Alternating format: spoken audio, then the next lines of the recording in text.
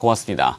자, 이번엔 글로벌 인사이드입니다. 우리 투자증권 동수원 WMC의 서상영 차장이 연결되어 있습니다. 안녕하십니까? 네, 안녕하십니까? 네, 오늘 장중에는 유럽 문제 때문에 출렁출렁거리고 있습니다만 전일 뉴욕 증시에서는 또 이채로운 모습들이 이번 주에 많았죠. 주택 관련 지표들이 크게 호조를 보이고 있는데요. 결국엔 서프라임 모기지 사태는 주택 문제 때문에 터졌던 과거의 기억인데 양적 완화가 슬슬 그 효과를 나타내는 것일까요? 주택 관련 지표들이 어떻게 좋아졌죠?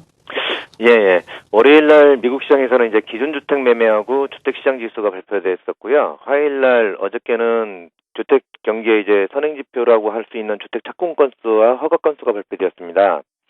물론 이제 세 가지 모든 지표는 허리케인 샌디 이전의 지표이거나 샌디 피해 초기까지의 자료를 수집한 자료이기는 합니다만 그렇다고 해서 폄하할 필요는 없고요.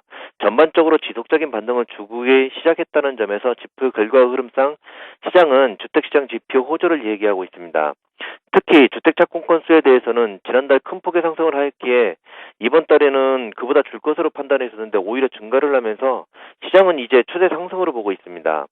월요일 날 발표된 주택시장 지수도 기준선인 50선에 다가서는 모습들을 보이고 있어가지고 실제 주택시장을 움직이는 건축업자들의 심리가 비록 아직까지는 재정결벽 이슈 등으로 영향을 받고 이제 점차 개선되고 있음을 보여주는 등 전반적으로 주택시장은 크게 좋은 모습을 이어가고 있습니다.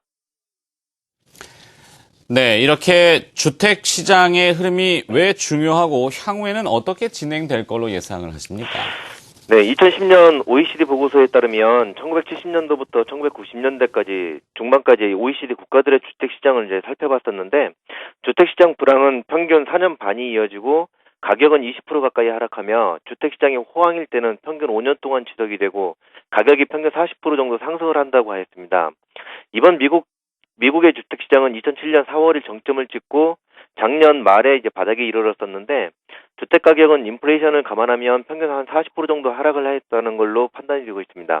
결국 전반적인 평균에 비해서 좀 더 길고 좀 더 많이 하락한 모습인데 그렇기 때문에 시장은 이번 회복 기간이 더 오래 더 큰 반등폭이 있을까 하는 기대감을 가지고 있고요.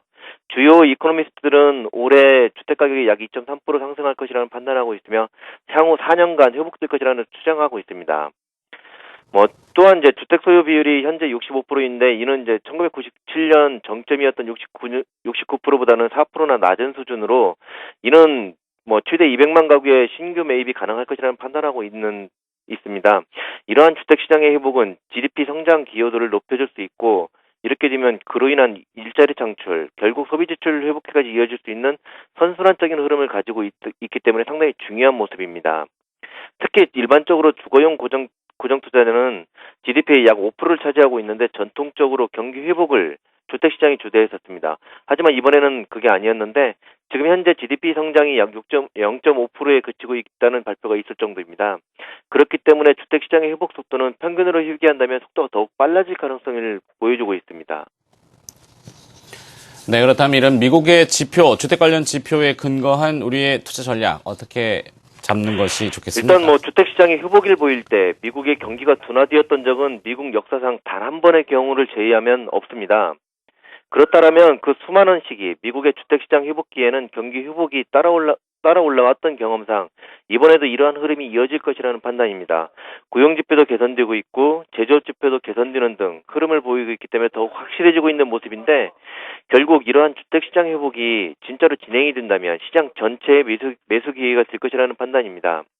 이러한 경우 이제 3분기 미국의 경우 헤지펀드들이 가장 많이 매수했던 10개 종목을 살펴보면 애플, 구글, 마이크로소프트, 퀄컴 등 기술주들이 좀 있고요.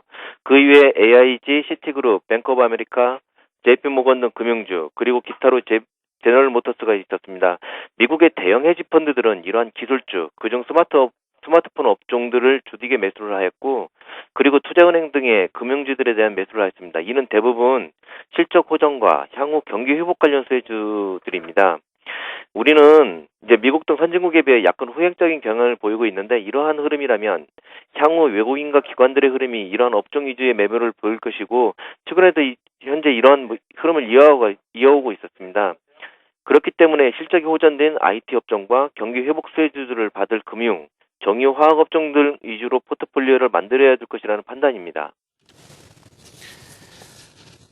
네, 잘 알겠습니다. 글로벌 인사이드 우리투자증권 동수원 WMC의 서상영 차장이었습니다. 고맙습니다. 네, 감사합니다. 네.